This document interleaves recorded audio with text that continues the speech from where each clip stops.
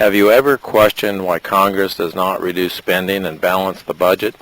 The answer will shock you. They can't. Not even if they remove every department, employee, as well as the military. I'm Hal Mason, a retired accountant, and have worked with budgets over 40 years. This February, the White House released the United States budget. I was stunned to discover Congress can't balance the budget, even if they shut down the government. The dilemma facing Congress is startling. Watch as you see a budget that can't be balanced. To understand Washington's budget dilemma, we simply click on the President's budget for fiscal year 2013. Page 210 provides 12 years of budget data. We will only look at this year, 2012. Washington will spend $3.8 trillion. However, it will only collect $2.5 trillion in taxes, resulting in a deficit of $1.3 trillion, an amount larger than what Congress appropriates to operate the federal government. Now to explain the dilemma.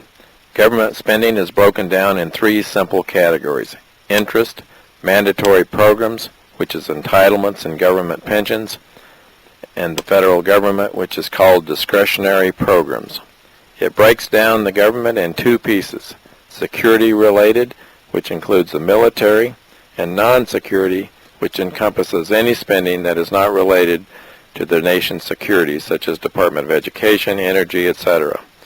We simply cross out the federal government, and the remaining cost exceeds all tax revenues. The problem is simple.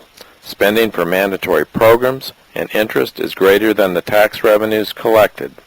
Mandatory programs include Social Security, Medicare, Medicaid, unemployment, and federal pensions. Congress must pay the interest and has promised to pay the pensions and entitlements. So the dilemma they face is that after the checks are processed for mandatory programs and interest, there isn't $1 left to fund the military or any federal employee, department, or office. You now understand their dilemma. To balance the budget, Congress would either have to raise taxes 50% or eliminate the federal government.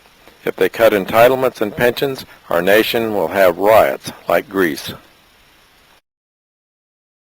The United States only collects $2.5 trillion in taxes.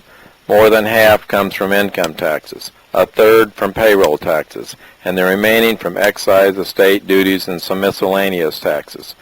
These aren't quite enough to even pay for the interest or the mandatory programs. Selecting Historical Table 7.1 reveals a grave problem: spiraling debt that exceeds 100% of the gross domestic product, a liability that exceeds our nation's annual economy. And as I chart the debt, it reveals Washington's uncontrollable addiction to borrowing. The budget projects this year over $16 trillion debt and $26 trillion this decade, soaring debt that has the United States on a path identical to Greece. And if you thought Greece was a problem, the United States has 32 times their debt. $16 trillion is 25% of the world's gross domestic product.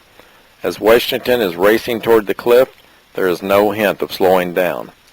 And for the first time in our history, the United States has lost its AAA rating on its Treasury debt. Greece provides a preview of what happens when a nation is forced to deal with massive debt. Greece recently was downgraded to the lowest rating on the scale. Investors lost 70% in the recent European bailout, and the bailout of bonds are now rated as junk bonds. The question is not if, but when the United States will collapse from the weight of the soaring debt. And we need to ask, what are we paying these Washington intellects to do?